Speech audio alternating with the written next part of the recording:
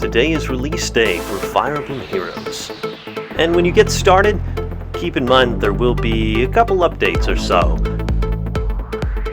You can check out some of the new characters, such as Anna here, who will be leading your team.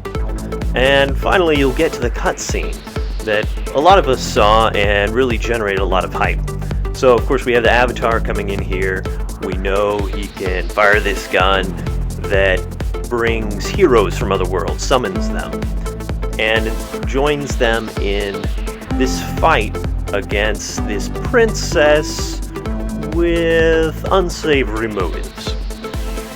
So we get this cutscene, it continues through, we see Crom, we see all these others, not necessarily representative of exactly what is happening in the game's storyline, but gives us an idea of what to expect.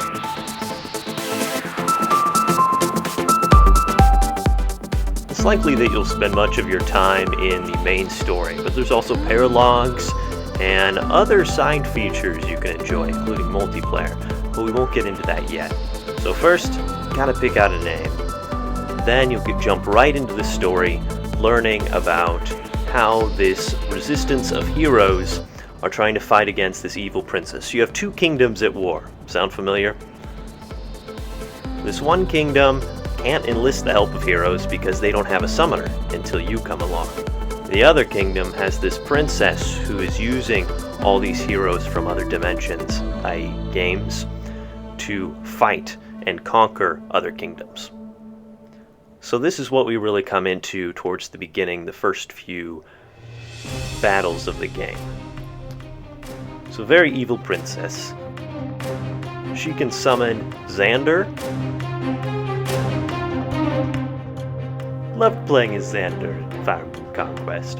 So she brings in Xander here and says, you know what, kill him. It's like, oh, thanks a lot. Can I recruit him at least? No. No initial recruitments at the very beginning, at least that I saw. I take it that's going to happen later on in some of these paralogs and in special events. So we fight against all these other heroes initially. Maybe we'll get to recruit them later on, but you're going to learn the mechanics, which are very similar to normal Fire Emblem games. You tap on where you want to go, and you got to be careful because you can easily end your turn or end your unit's movements without meaning to.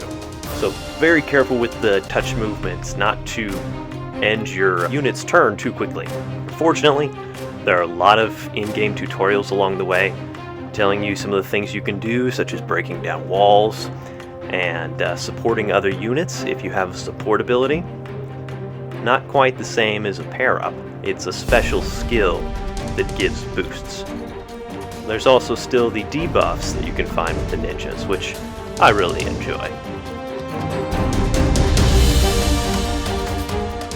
Now, orbs. These are the hot commodity in the game. These are the ones you can purchase through in-app purchases.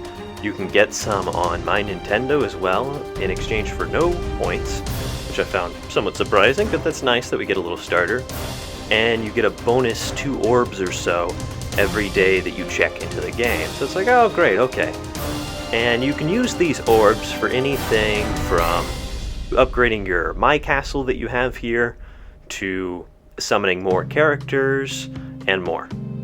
There's also a multiplayer mode to compete with other players and win prizes, and then there's also these special maps where you should be able to recruit other heroes. Overall, I've been very impressed with Fire Emblem Heroes.